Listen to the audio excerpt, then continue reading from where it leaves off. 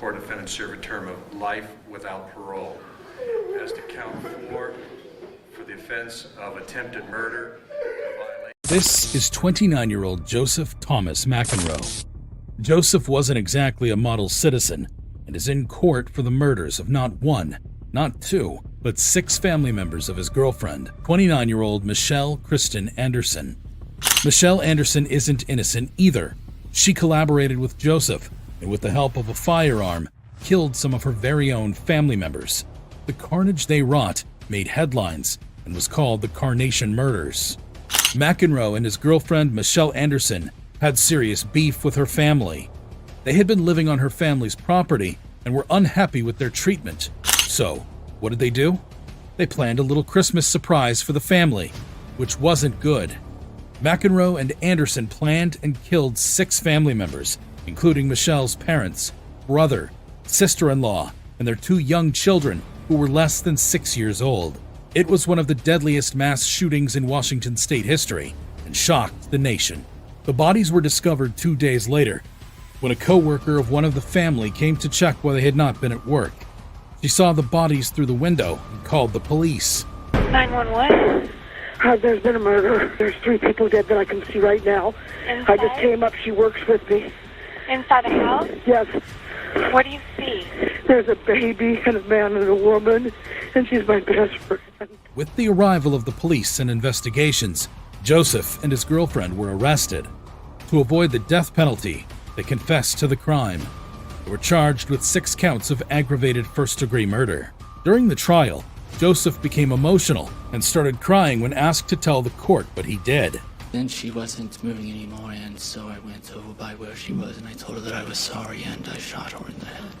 The 16-man jury found them guilty. Joseph was convicted of 6 counts of aggravated murder and sentenced to 6 life sentences without the possibility of parole. Anderson received the same punishment. Joseph's actions were horrible, and a few tears would not bring back the dead or convince anyone that he wasn't evil. However, as much as Joseph cried, it didn't match the amount of tears Jaleel Smith Riley, another killer, cried during trial. Sorry.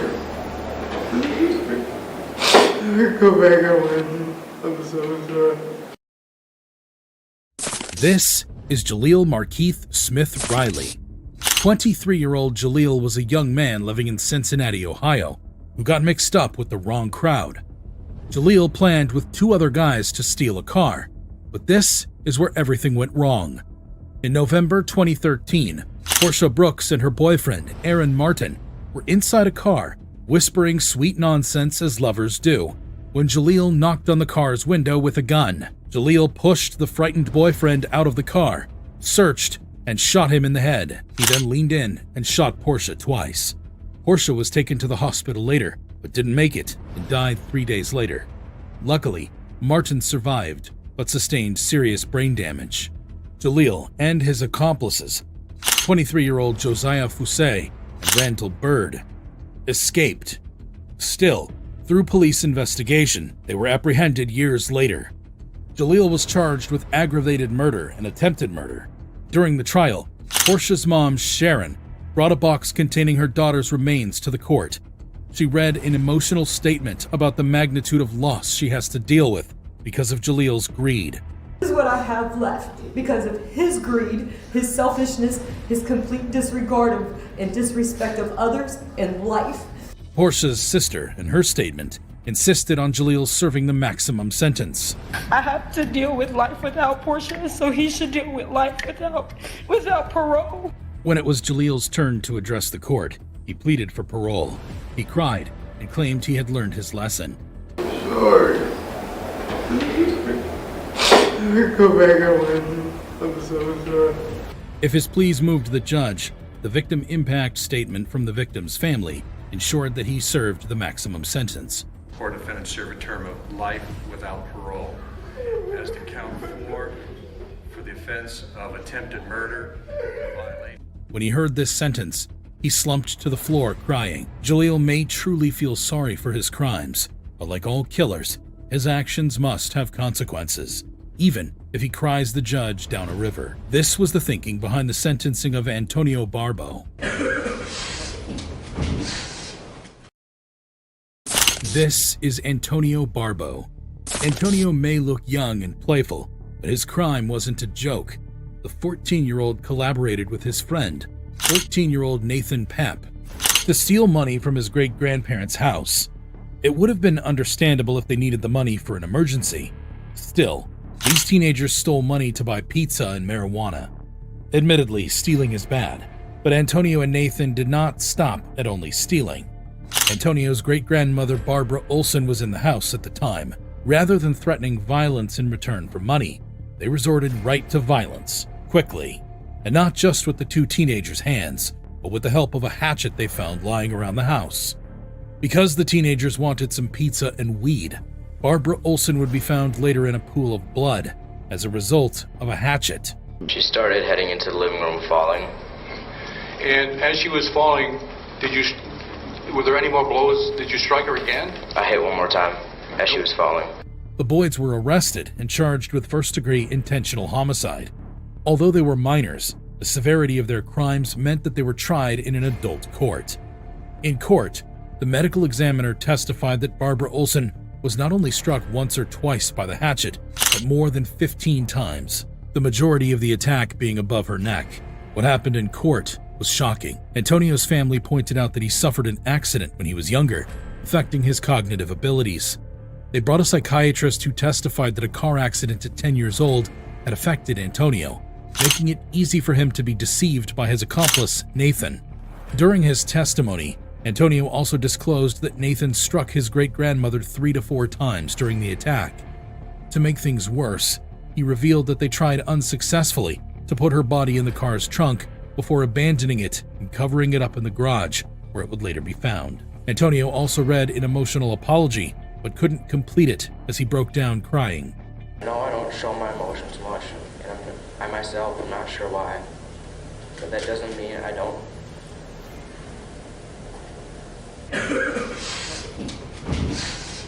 His lawyer finished the statement for him amidst tears.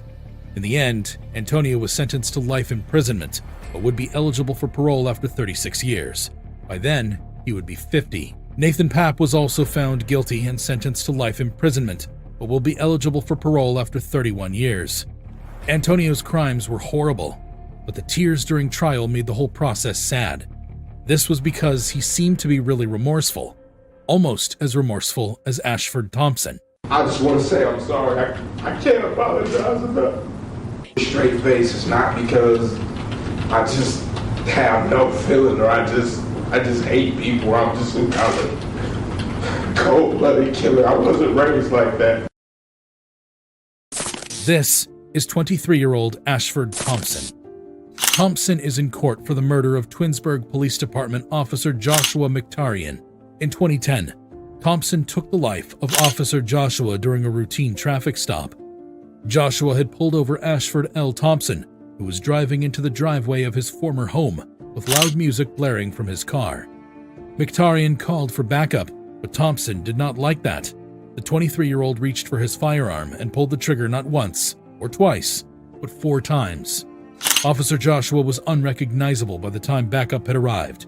The incident took the officer's life on the spot. At the time of the shooting, Mkhitaryan's canine, Baggio, was barking in the police cruiser. The scene was chaotic as the dispatcher relayed that Thompson had a license to carry a concealed handgun, but Mkhitaryan never answered. A few minutes later, a 911 caller reported popping sounds that sounded like shots fired. Little did this caller know, they had just witnessed a community's keeper of peace's life being wrongfully taken.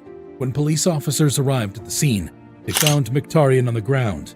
But this is where the 23-year-old showed his lack of intelligence. The officer was found with Thompson's driver's license and insurance card in his front shirt pocket. Mkhitaryan had managed to get one handcuff on Thompson's wrist before he lost his life.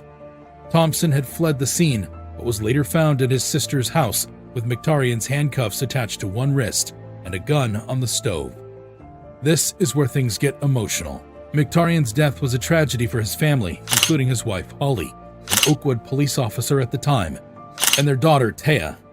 Mkhitaryan had served with the Twinsburg Police Department for 11 years and was also a part-time officer with the Uniontown Police Department. He was a well-respected community member and a Talmadge High School graduate. During the trial, Thompson felt that he would get the death penalty and often cried, saying there was no point in the trial. He also begged for forgiveness, crying. That didn't seem to help his case. I just want to say I'm sorry. I can't apologize enough. Straight face is not because I just have no feeling or I just hate people. I'm just some kind of cold-blooded killer. I wasn't raised like that. After a long and grueling trial, Thompson was convicted of aggravated murder, escape, resisting arrest, tampering with evidence, and carrying a concealed weapon. The jury recommended a death sentence handed down by Summit County Common Pleas Court Judge Eleanor Marsh Stormer on June 23, 2010. Thompson appealed his conviction and death sentence directly to the Ohio Supreme Court, but was denied.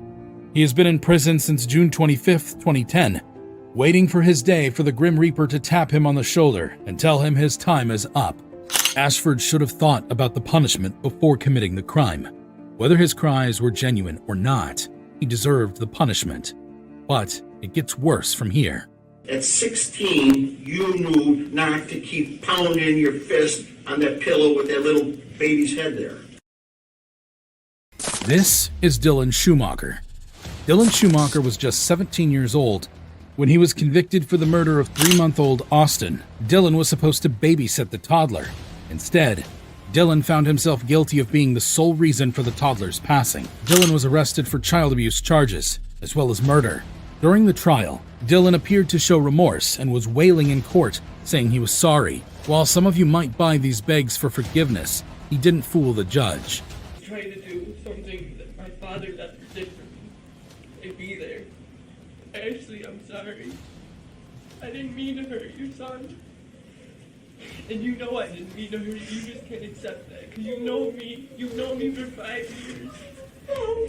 I never would have wanted to hurt Austin. While in the cell, Dylan bragged on his phone that all he had to do was cry, and the judge would pity him and not give him the maximum sentence. Will show that you admitted that on July 23, 2013, in a phone call to your mother from the holding center, you stated, and I got a quote from the court reporter, "I am a 16-year-old blonde. Probably all I have to do is cry in front of the jury, and they're going to feel sorry for me," end quote. The judge cautioned him for his lack of remorse and attempt to deceive the court. Dylan found himself sentenced to 25 years to life imprisonment. The court hereby imposes a minimum sentence of 25 years. There's nothing sweeter than justice being served, like when child molesters react to getting life behind bars. Click here.